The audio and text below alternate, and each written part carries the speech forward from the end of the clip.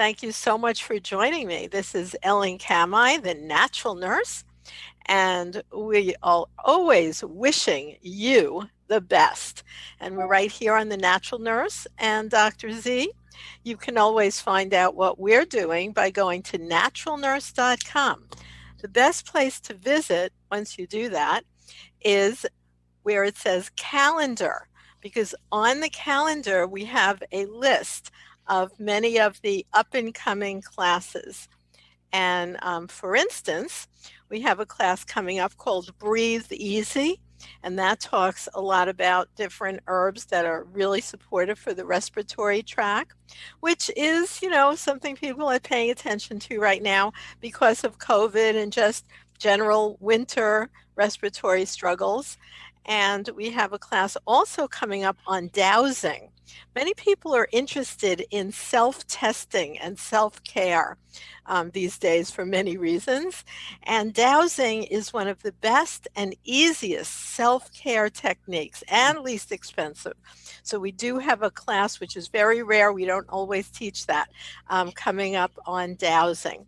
And we have a full course called the Natural Nurse Herbal Certification course, and that's starting also. That's a full 4-month class where you actually make an herbal project and physically snail mail it to me, since we're not in person these days as much. And all of these classes have CEU credits. CEU credits are for people who already have a professional license, such as a nurse or a licensed massage therapist, or an RD, which would be a registered dietitian. These are some of the people that would actually be interested in getting CE credits. Now, if you are not interested in getting CE credits, you can still take the class. It's open to anyone, but for those of you who do need CE units, we have that as well. In fact, the Natural Nurse Herbal Certification class has 18 units. So that's very useful for those of you who want that kind of thing. So today we are so happy to have as our guest a master herbalist, Brigitte Mars. And she is an herbalist, author, and university professor. She's a nutritional consultant of natural health with 50 years of experience. And she teaches herbal medicine at Naropa University and the School of Health Mastery in Iceland. She has taught at Omega Institute, Esalen Institute, beautiful place there on the coast of California, Kripalu, Sivananda Yoga Ashram, Envision, various festivals, and even the Mayo Clinic.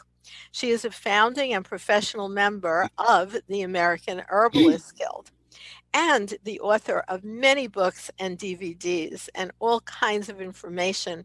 The best place to look for that is on her website, BrigitteMars.com. We'll have a live link to it, and you can look it up yourself.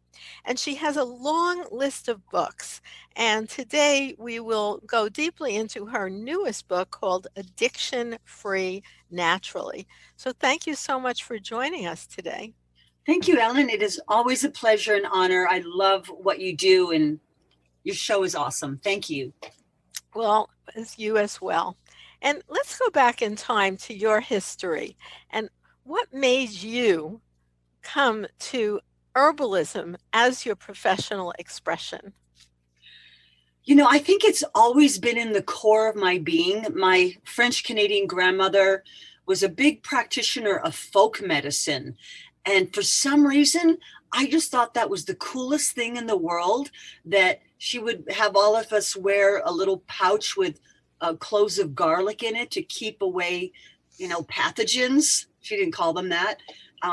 She, made her own soap. She read tea leaves. But I saw her one time heal a little wounded bird that we found in the woods. And I must have been 3 or 4. And I said, I want to know how to do that. And of course, I grew up in upstate New York. So when I would come home with the little pouch of garlic or some folk remedy, my parents would say, those are old wives' tales. But I insisted, I said, but they really work. She predicted this. She could feel what was going on in her bones. And so By the time I was 17, well, I also want to say that I went to an all-girls school on the East Coast, Miss Hall's school, and every time I had a paper or a report due, I would turn it into a way to learn about herbal medicine. So if I was studying Spanish, I would write my paper on plantas medicinales de Mexico. Or if I had to write about, history, I would write herbal medicine during the French Revolution. So I was really on that trajectory. Now, of course, I wasn't born with great health. I had acne. I was on antibiotics a lot. And so I was looking for an answer to help myself. But even at this all-girls school I went to, I was sort of the alternative to the nurse. People would come in my room at night and say, I have cramps or I have a headache. And I would just try something out on them. And so by the time I was 17, I was managing a natural food store in the Virgin Islands, and I just never looked back. That's really interesting. So you followed sort of little stones along the path that seemed to be laid out for you, and you were open to them.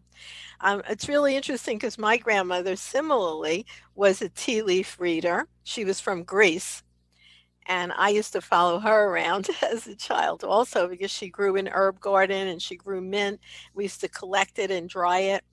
But she would do a lot of reading, like in the tea leaves, the way the leaves floated around in the water, or if they sunk to the bottom or made a pattern that looked like the name of someone, they used it as a divination tool as well. So that was just part of what I thought, life was about. And then when you grew up, then you hear, like you said, Brigitte, that people pushed back on it. But something else you said is really interesting when we look at all the different uses of herbs and look at the span of your teaching and your books.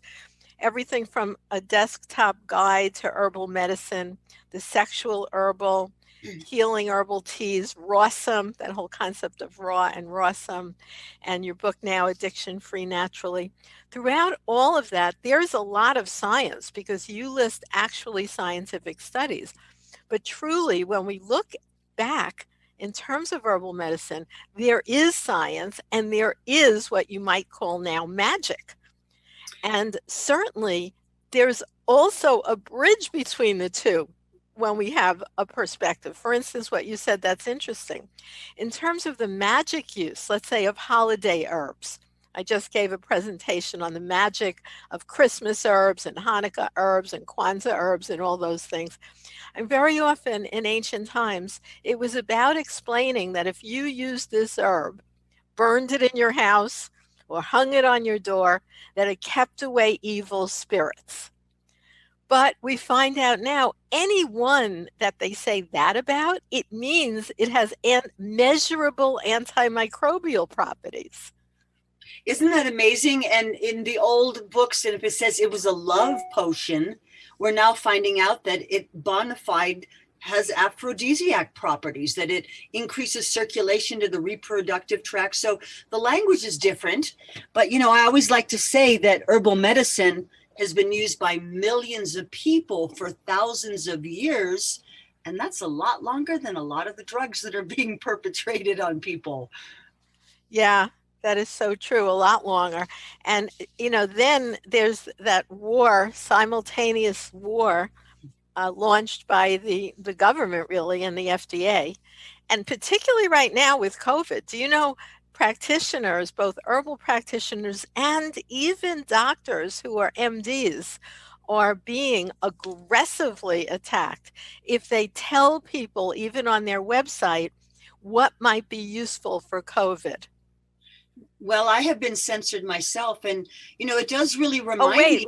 Wait. Can you go into that a little bit more? Really? Well, I think that it really reminds me of the persecution of the witches or the wise women of days gone by. And, my grandmother was very Catholic, but I remember thinking what's kind of like, but she also reads these tea leaves and reads palms and reads cards and things like that. But yet, she's still really committed to her faith. And I realized that had she lived a few hundred years earlier, she could have been accused of witchcraft. And so I see that there's almost like a monopoly on what kind of health education we're allowed to give. And, I just did a video, it's on my YouTube station, on natural immunity. That has not been censored, but I know that things that I posted on Facebook about vitamins and herbs have been, been taken down. Well, because this is what they do. They have a bot that's going around. And if you just talk about vitamins and herbs in general, it was probably, you mentioned they might be useful for COVID, which they probably are. And that is what they are disallowing currently. Absolutely. And, I want to share just for your listeners that my grandmother had 11 children and they all had whooping cough. And what she did was she put olive oil on the soles of their feet and then put to keep the garlic from burning. So you put the olive oil on the feet and then chop garlic on the feet and then pull a pair of socks on.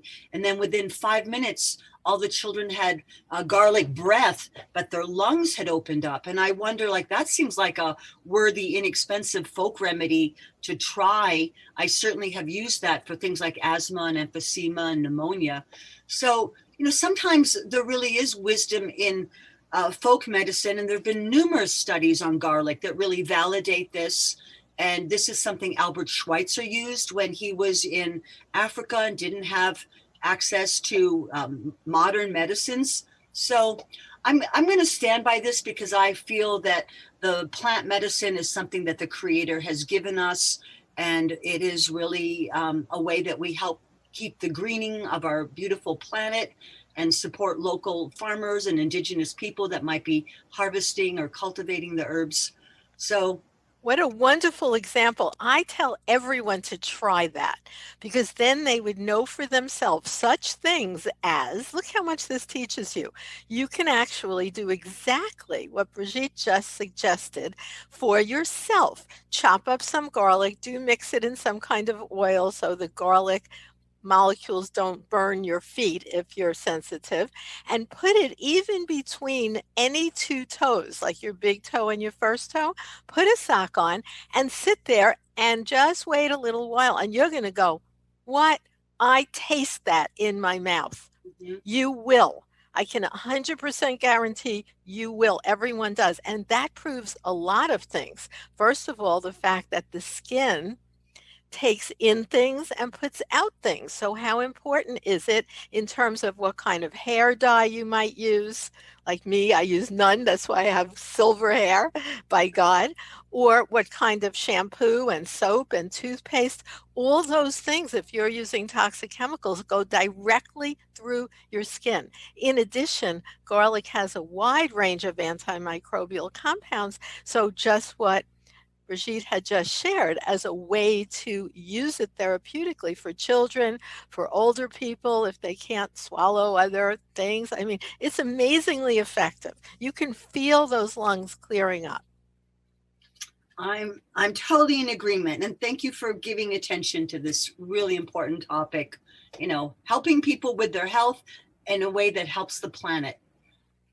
Now, in terms of using herbs that let's say in olden times were said to keep away evil influences and get rid of negative energy, what we find is in every case, they are antimicrobial because remember, it could be called an evil influence, but nobody had microscopes in those days.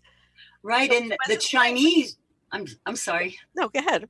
Well, it wasn't until the invention of the electron microscope that we even knew about viruses or could differentiate between bacteria. But in the Asian culture, they described invisible worms that could penetrate the body. So there was an idea that there was something that could, get in there.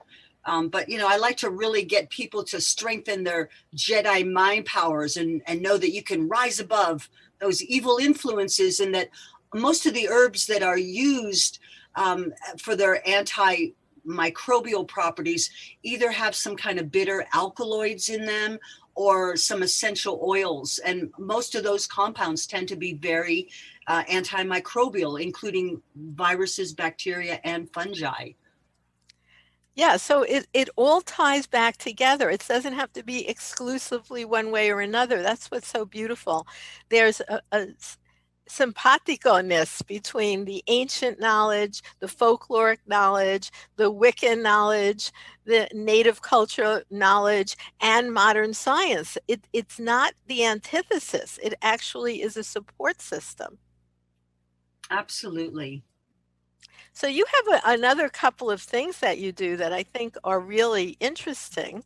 What do you mean by um, psychedelic sitter? What is a psychedelic sitter? Yes, I'm so delighted. I can put that on my business card now. So there's been a lot of publications recently about that psychedelic therapy using things like psilocybin mushrooms or and so forth, which have just become decriminalized in the area that I live in. So a psychedelic sitter is someone who helps to keep safe space for someone who wants to do a journey with shamanic medicine. So I'm not the one who gives them the medicine.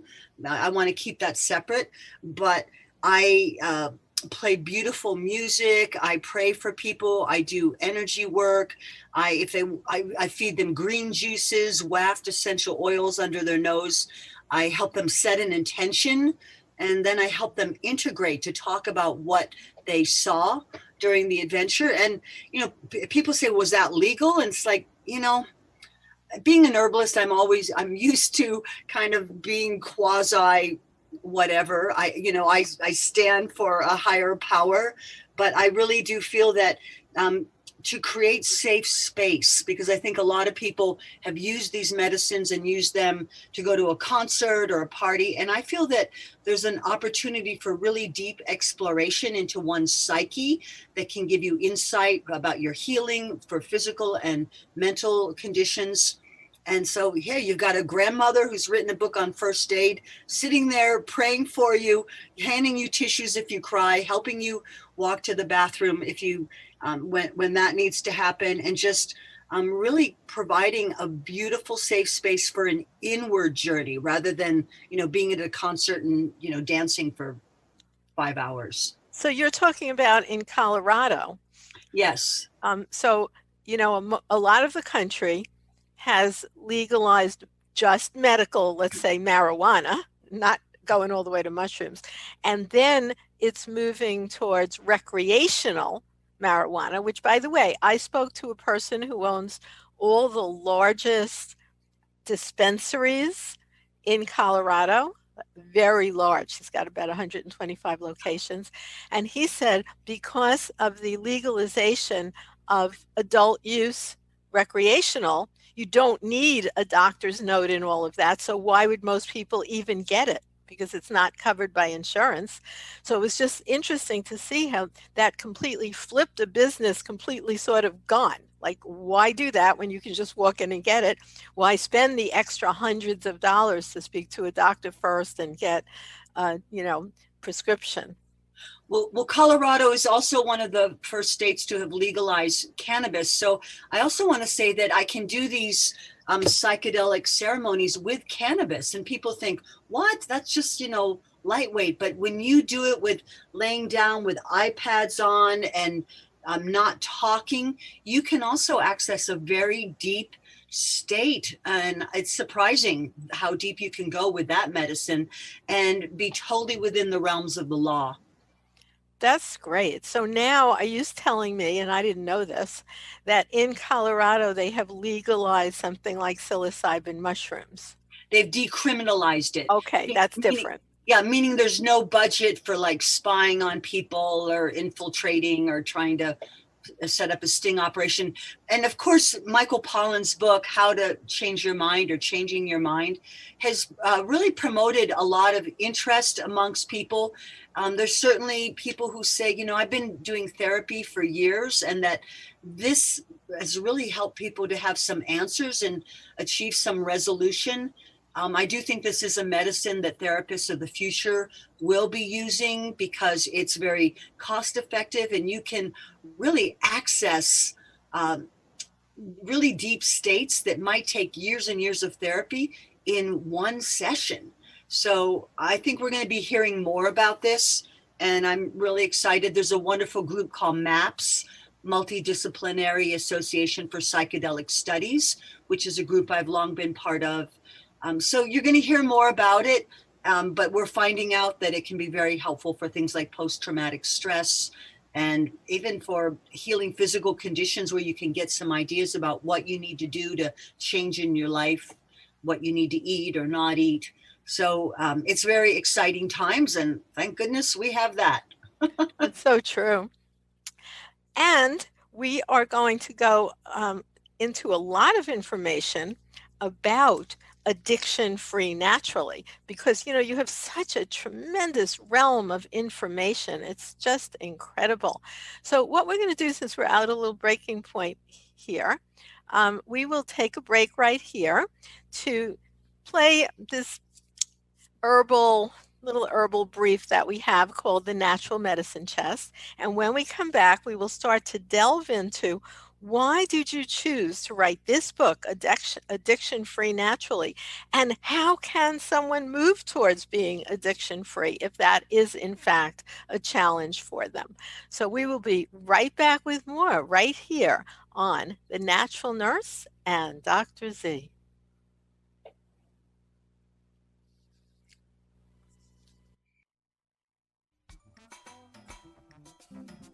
On this edition of the Natural Medicine Chest, we'll discuss the nutrient known as taurine. Amino acids are chemical constituents that form the building blocks of protein in the body. The official definition of an amino acid is a compound which contains an amino group and a carboxylic acid. Taurine contains a sulfonic group instead, so is not a true amino acid, although it is often referred to as one. The intracellular concentration of taurine is 10 times that of any normal free amino acid. Taurine was discovered in 1827, but the significance of taurine in nutrition was not realized until 1975, when the journal Science published a study showing that taurine-deficient cats suffered from retinal degeneration. In 1986, the Annual Review of Biochemistry reported that the amount of taurine present in mammalian milk depends on the species. Natural human mother's milk is rich in taurine, but cow's milk, except for the early milk known as colostrum, is taurine deficient. Pediatrics Journal in 1983 printed a study which outlined several of the biologically significant functions of taurine, and an effort was then made to fortify infant formula by adding taurine. Some species of animals, such as cats, cannot synthesize taurine within their bodies, and so must receive it through their diets. Humans have a very limited ability to synthesize taurine, so adequate intake through diet and supplementation is important. The principal source of dietary taurine is meat of various types and shellfish. Even people ingesting sufficiently high levels of taurine may develop a deficiency due to the overgrowth of certain anaerobic intestinal microorganisms which consume taurine. Certain prescription drugs are known inhibitors of taurine uptake. The Journal of Neurochemistry published a study in 1975 which showed that taurine concentrations are extremely high in the retina. In fact, the retina contains 2 binding proteins specific for taurine. Research has yet to determine exactly how taurine functions in the eye, but deficiency of taurine has been found to lead to the degeneration of photoreceptor cells. Continued studies on taurine have linked its presence to several biological functions, besides being a protector of the delicate tissues of the eye. Taurine helps to neutralize oxidizing agents caused by ionizing radiation. Taurine is present in high concentrations in the normal heart. It stimulates white blood cell motility and protects cell membranes from free radical damage. Taurine has proven useful in epileptics to reduce or control seizures. It helps modulate the transport of substances such as sodium, potassium, magnesium, copper, and iron across cell membranes. Additional research supports taurine's role in preventing gallstones. So, as you can see, the nutrient taurine may be an important addition to your natural medicine chest.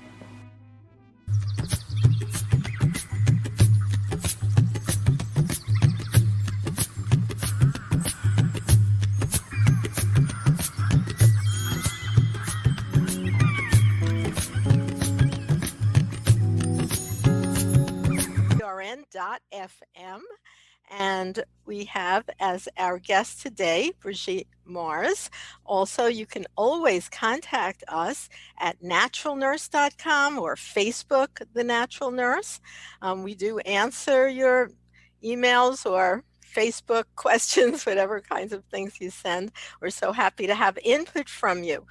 We have about, between all our radio shows, over 400,000 people who are regularly downloading our podcast. So thank you so much for your participation, and you certainly can share the information with others as well. And today's guest, author and herbalist Brigitte Mars, is here for many different things that she does. You can find her at Brigitte Mars, that's BRIGITTE,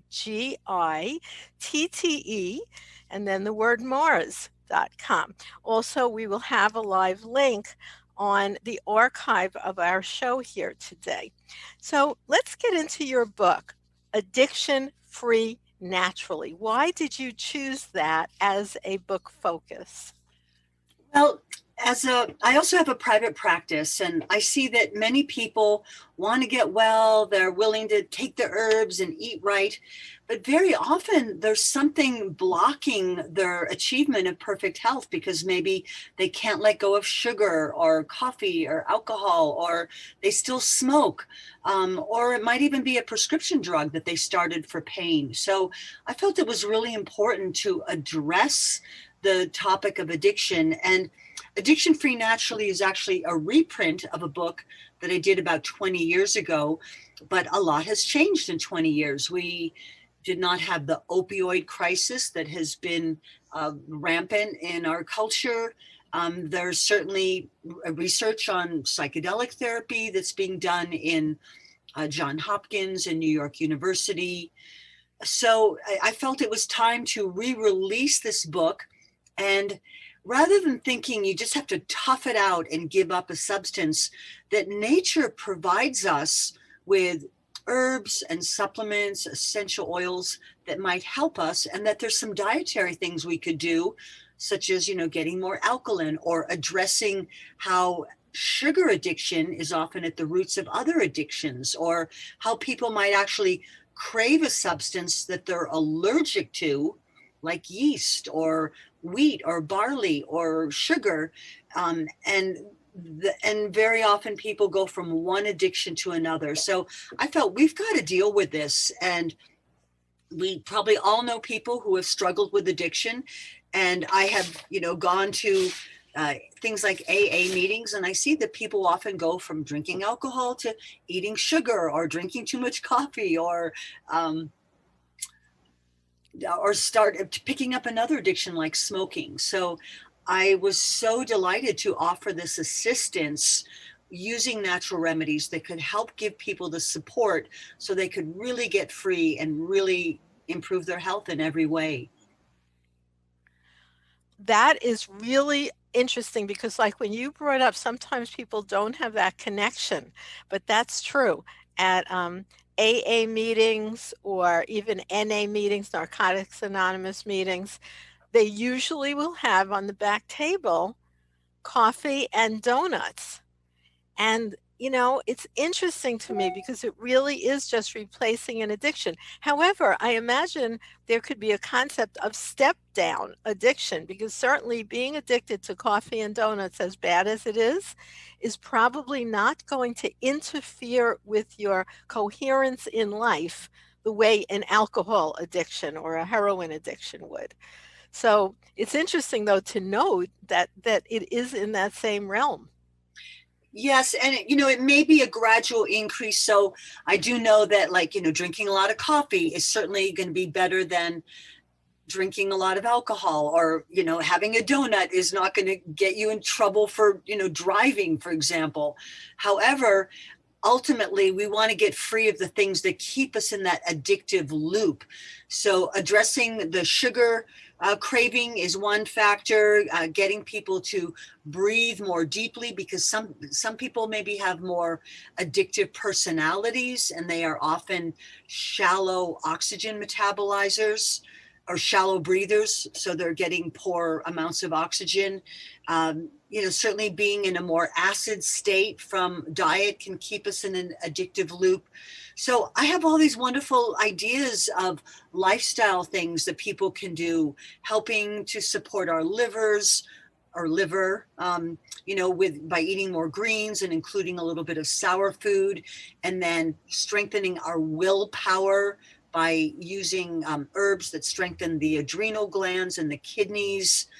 So it's really a joyous thing, because learning to love yourself more and take better care of yourself is certainly one of the steps. And, in our culture, so many people are so stressed right now, and we have, the media advertising to us constantly, you haven't got time for the pain, or you deserve a break today.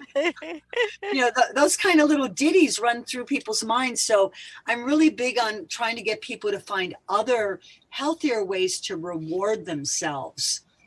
And, that might be, make a list of other ways you can reward yourself. Maybe it's taking a walk after dinner rather than having a drink, or maybe it's reading a novel or taking an aromatherapy bath. I also think there's great power that can be done just by learning to use aromas. So let's say you're craving something, and rather than like, oh, I'm going to go, have another cup of coffee, you take some deep inhalations of an essential oil, like maybe cardamom, and you're actually feeding your brain something that helps to satisfy some of those same receptor sites. So I do use, essential oils, supplements, herbs, and diet, as well as lifestyle techniques. And one thing that I would really like to encourage people to do is something that our ancestors probably did. Certainly, I bet your Greek grandmother did this, but doing crafts with our hands, which is something that a lot of people don't learn any longer, because we figure, oh, I could just buy, a blanket or a scarf or a pair of socks. But our ancestors were, carving wood, they were knitting, crocheting.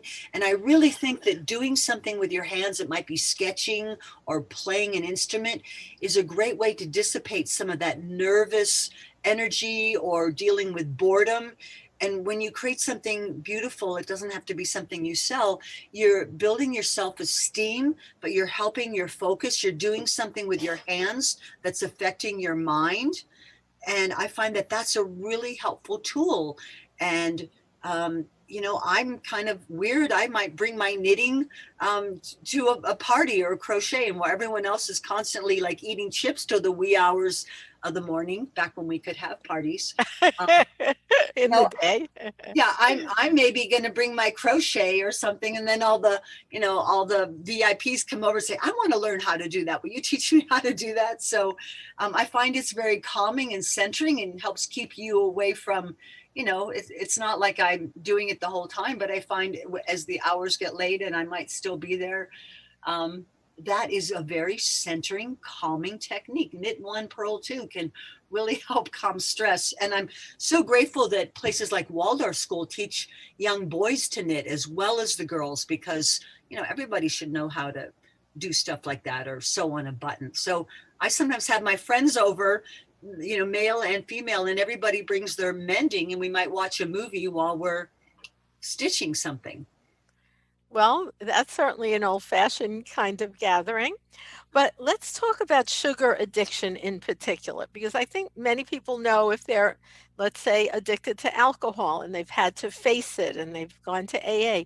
But a lot of people don't even have a clue that they have an intense sugar addiction. And you used the word sugar along with the word yeast, which is very interesting, because if you have a candida overgrowth, candida actually releases chemicals into your bloodstream that go to your brain and trigger the part of your brain that makes you desire sugar.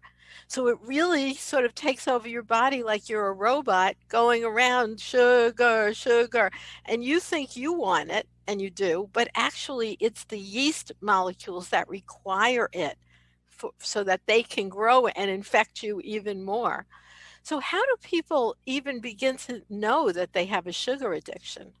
I love the way you describe that, because it is kind of like a little entity saying, feed me, even though you might know better.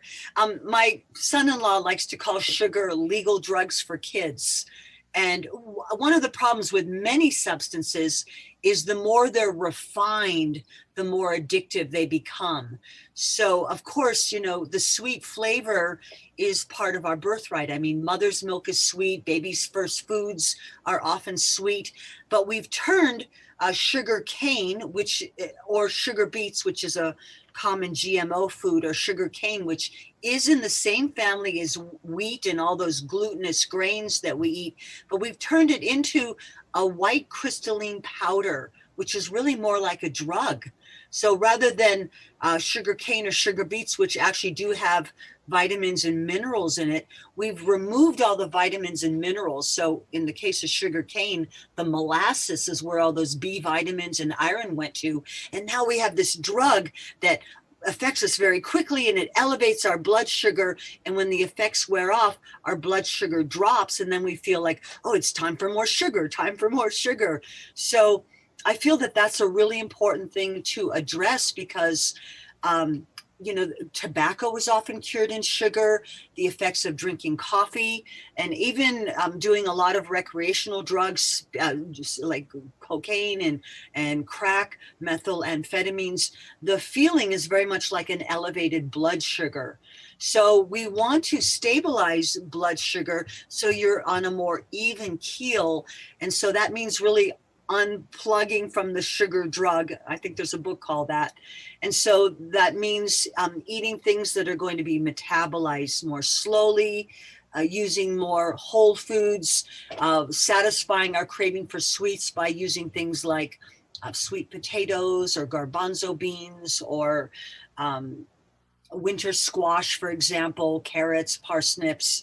And I love cinnamon. Cinnamon is an herb that's been found to stabilize blood sugar. So a real simple technique is, even if you're craving something, just to open a bottle of, say, cinnamon essential oil, or anise or fennel, which are also very naturally sweet, and take 5 deep inhalations on each side.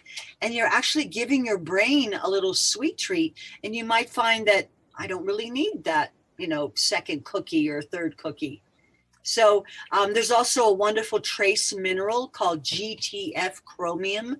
The GTF stands for glucose tolerance factor, which is a really wonderful supplement to help keep the blood sugar levels stable. So we're not having these roller coaster type of fluctuations, which make us feel out of sorts and craving something all the time. And so 200 years ago, I've heard that the average American ate about 2 pounds of sugar a year. And now that statistic is up to about 152 pounds of sugar a year. And that's crazy. People are eating their weight in sugar a year, and we don't realize it because sugar dissolves, because it's very heavy. It's used as a preservative. But if you really analyze, how much is in that candy bar, that soda, that piece of cake, it really could be quite a lot. So I feel that's an important thing to address early on, and find other ways to reward ourselves. So that's certainly one of the premises in the book. Well, that's really indicative that people have to first step back and consider that kind of overeating of sugar an addiction, because a lot of people just think, well, that's just their regular food. And also, you don't realize how many places it's sneaking in. It's in everything. If you start to read labels, in my refrigerator, I couldn't read labels because I don't have any labels. I just have whole chunks of food, kind of paragraph-free eating, I call it. But if people have things with labels on them, even something like ketchup, you wouldn't think so, but there's sugar in that. And there's sugar in almost every single packaged food there is, besides what you're talking about, like a candy bar or something that people would recognize as sugar. And why is a sugar addiction even bad, Brigitte? Well, I mean, we don't think that it's bad because it's legal, but, people can become addicted to all kinds of things. So we know that sugar can erode our teeth, but also our bones, that eating a lot of sugar can create a more acid condition in the body. So we actually crave it more. And it can also, as you said, feed things like yeast and candida. So people are more prone to things like yeast infections or jock itch or athlete's feet, digestive problems, hypoglycemia, diabetes. So sugar is really an anti-nutrient, but yet it's everywhere, as you said, so it's hard to avoid. And you pretty much have to, read labels and I love what you said that your food doesn't have a lot of labels. I think Susan Weed used to say, like, stop buying so many things with a barcode. Like, buy more things in bulk and things with a barcode that don't have big lists of ingredients. Shop mostly in the produce. And I don't even know if they still have bulk sections in a lot of the stores right now. But certainly using more whole grains. And it's not just sugar, it's the refining of things, like drinking a lot of fruit juice can keep us on that sugar overload, or eating things like white rice and white flour. And, there used to be a saying in the health food industry, the whiter the bread, the sooner you're dead. So I never heard that one. So even refined grains, white cornmeal can elevate blood sugar and keep us in that constant state of just, giving us that sugar rush without anything really to ground it and be nourishing and sustaining. Yeah, so many people have that problem and they don't even know it. But just by taking that step back, and I know in your book, in Addiction Free Naturally, it makes it easy to set up a program for oneself, because you actually have questions that, people can address and see what kind of addictions they may actually be dealing with, even if they don't know it, let it know if they do know it. And then such a wide range of information. You talked already on our show today about some aromatherapy oils that people can get a hold of that can be helpful. And then some herbs, which we'll go into more when we come back after the next break. So that's what we're going to do. Take a little break. I want to remind you that you're listening to The Natural Nurse and Dr. Z. I'm Ellen Kamai, the Natural Nurse. You can find me at naturalnurse.com. Our guest today is Brigitte Mars, herbalist, author, and university professor, with lots of great information on her website at BrigitteMars.com, as well as in the book we're focusing on, Addiction Free Naturally, and all the other wonderful books that she has. So we're going to let you listen to the station, Progressive Radio Network, and some of the other shows they have here. And you might want to add Progressive Radio Network onto your, donate for the new year list. So we will be right back with more right here on The Natural Nurse and Dr. Z.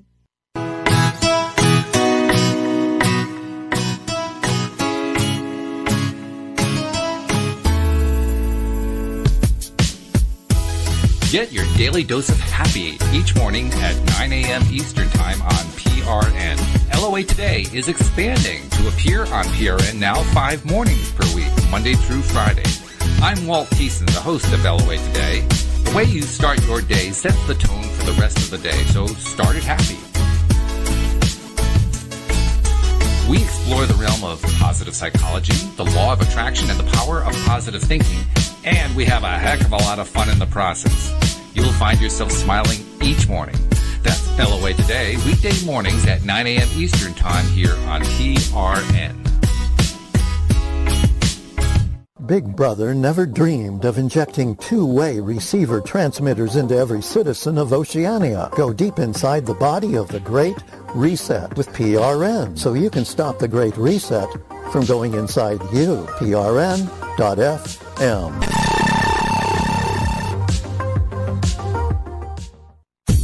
Hi, everybody. I am Karen Hartglass, the host of It's All About Food. Join me every Tuesday from 4 to 5 p.m. Eastern Time, or catch all of my shows in the archives. You can find my archived programs at the Progressive Radio Network website, or you can call my personal archive phone number to hear the most recent 5 episodes of It's All About Food. Here's the number: 1-701-719 Here it is again, 1-701-719-0885. Learn about how we can solve many of the world's problems today and do it deliciously here on It's All About Food. Don't forget to catch The Gary Knowles Show, the #1 progressive radio program in America. Hear the mind, heart, and soul of the progressive voice, Gary Knowles, on PRN.FM, the Progressive Radio Network.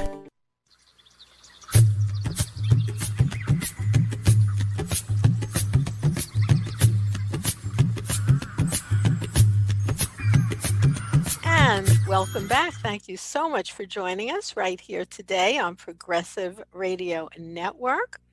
So we're here with our guest, Brigitte Mars, and she is the author of many books, including our current topic for our show today, Addiction Free Naturally. And thank you so much for talking about those aromatherapy oils, Brigitte.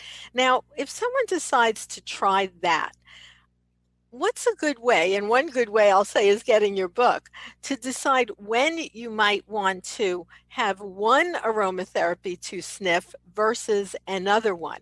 And also, how would someone decide if it's something that's actually a good product, essential oil, or not? Because there are some that are just kind of chemically on the market. Yes, absolutely. So, a really simple thing to do is, because everyone's sense of smell is very individual. And even though a book might say, this, like lavender's good to calm you down, if you have a bad memory of lavender because, whatever, you had a mean babysitter who smelled like lavender, it may not be as calming to you. So you can go into a natural food store, which I think is a good place to buy essential oils. I also sell doTERRA essential oils, which I really love that company. But we also want to look at different addictions are going to be satisfied best by different essential oils. So let's say someone is a coffee drinker. The essential oils that might benefit them might be things like cardamom or cinnamon. And then, another one, if someone's a tobacco smoker, it's going to sound a little crazy, but essential oil of black pepper is actually very good. And if someone's using stimulants like cocaine or amphetamine, maybe things like lemon or wintergreen or lime that have those higher notes. If it's opiates, an essential oil like nutmeg might be helpful, or tuberose. So a really simple thing to do is buy a quality essential oil. Many of the natural food stores, they used to have testers so you could smell them to see what you like. Hopefully that becomes available again, because the essential oils, almost all of them have strong antimicrobial properties. But let's say you read Addiction Free Naturally and you hear about a few oils that are good. You buy a couple of them, and all you need to do is open the bottle, take maybe 5 deep inhalations on each nostril, and you're actually feeding your brain the smells. And so if you're smelling it, those molecules are actually going into your body. But you are so right about there being a wide variety of qualities of essential oils. So you want to buy something that's a pure essential oil that doesn't have chemical additives, ideally that's not diluted, although there are some companies that use like jojoba oil as a dilution. Most of the essential oils should not be applied directly on the skin, but you can use them in the bath. And, right now when people are so concerned about the spread of pathogens, I find that diffusing essential oils is wonderfully invigorating. I like to use things like fir because it has a really nice holiday smell. And so even though I might not have a holiday tree, my house smells like one because I'm using essential oil of fir. But in general, lavender is going to be calming.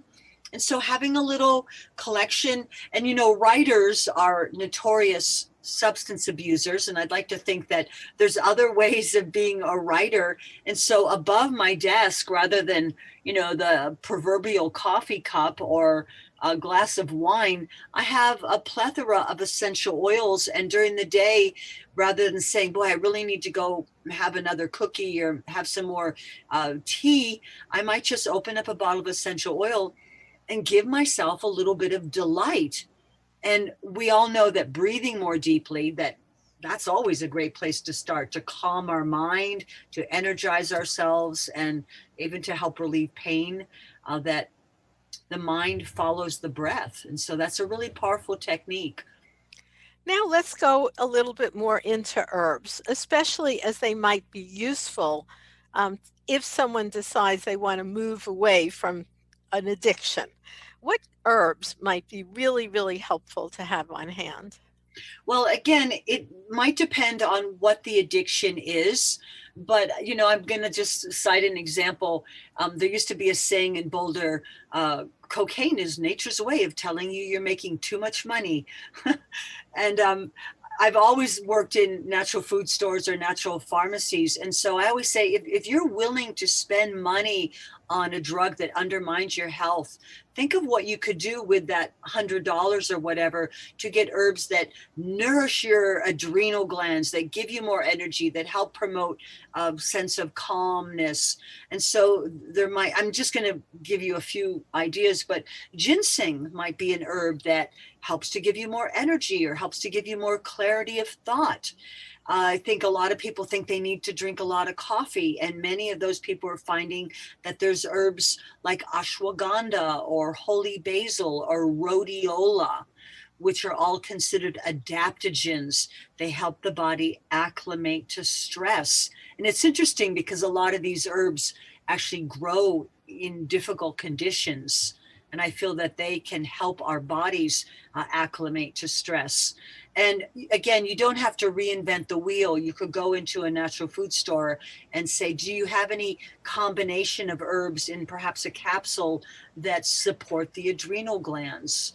We've talked a little bit about, let's say of the herbs that help to relieve sugar addiction, like maybe cinnamon, fennel, and anise. But let's look at things like pain or the opioid crisis. There are herbs that are not addicting that can help to relieve pain. And I think of things like California poppy or corydalis. And I know these might be new terms for some of our listeners, Ellen, but I really want people to be empowered. So if you're buying an herb, you can read about what is it? What family is it in? Is it safe for pregnant women? Is it safe if you're on high blood pressure medicine? So rather than, just going into a health food store and saying, what herbs do you have that might be helpful? Having Addiction Free Naturally will help you to understand a little bit more about a particular herb, so you know more about it. Oh, it's in that family. And then again, another herb that we didn't hear so much about in this country is Kratom, which has been rather controversial. It is Mitragina speciosa, which is in the same family as coffee, is helping a lot of people let go of serious opiate and heroin and even, crack addiction. So there's a whole world out there. And because there are so many different substances that people are attracted to or dependent on, it's nice to know that you don't just have to suffer and be in pain. There's things that can help support you, that can help relieve the pain, that can help calm the anxiety. Another herb might be kava kava, which could help anxiety. And we have to look at the huge sleeping pill addiction in our culture. That's so true. I'll just throw out there that, yes, you do need to do some of this with knowledge, and you can speak to a knowledgeable herbalist or take it slow, try one thing at a time, because two of them that you mentioned in particular there, Kratom and Kava, I always tell people if they're going to try those, and they can be very useful and effective, you want to try it first at night. Not while you're at work, and not when you're going to drive, and not when you have a big thing you have to do the next morning, because those really can make someone not be able to drive, not be able to operate heavy equipment. And, it's kind of makes you very laid back and even just about high. Absolutely. And, kava kava, I really do think, and try them at home, when the day is done, to see how they affect you.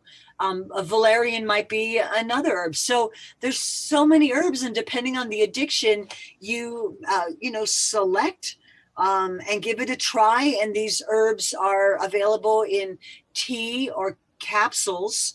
I usually do not like to give, I don't want to give alcohol tinctures to someone with an alcohol addiction, but there's an herb like kudzu that has long been used in Asian medicine to combat drunkenness. And there've actually been studies on it that find it can help decrease alcohol consumption.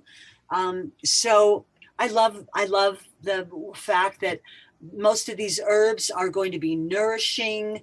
They're going to not just suppress things, but they're actually going to help give us vitamins, minerals, chlorophyll, and different phytochemicals that can really help the root of the problem. Yeah, that's so true. And one I have found that really helps so many people, even with anxiety and depression, and the drugs they have for those things, yes, they may help with that feeling, but they have such a plethora of side effects and interactivity if you're on other pharmaceuticals. So using something like maca, I notice that people get an absolute difference, that they're able to feel more or less right away when they start taking it. And that is, very nourishing in a lot of ways.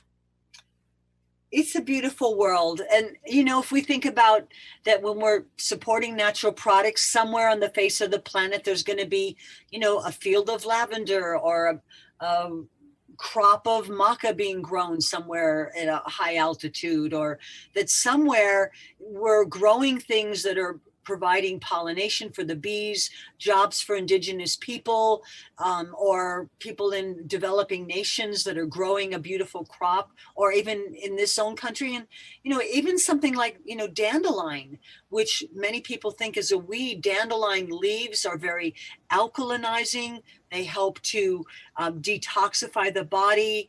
They can help clear the liver. So, even something as common as that, it doesn't have to be from a far exotic place. So true. And thank you so much for being our guest today. Wow, that hour went so quickly. And thank you for all your wonderful work on the planet and helping so many people. And do you have any last parting words for our audience today, Brigitte? I think that getting a journal and working on being, looking at some of the reasons why you started with an addiction. So sometimes journaling can be a really important technique. Addiction Free Naturally has lots of suggestions in there for journal topics. So again, Ellen, thank you so much for being revolutionary, for waking people up and helping people to do the right thing for themselves, for the planet. Many, many blessings to you and your listeners. And happy, wonderful season to yourself and your loved ones. All our listeners, Brigitte as well, and also all our wonderful engineers and helpers at PRN Studios. They do so much work in the background to make us be able to bring you this information. And thank you so much, everyone. Hope that you stay healthy.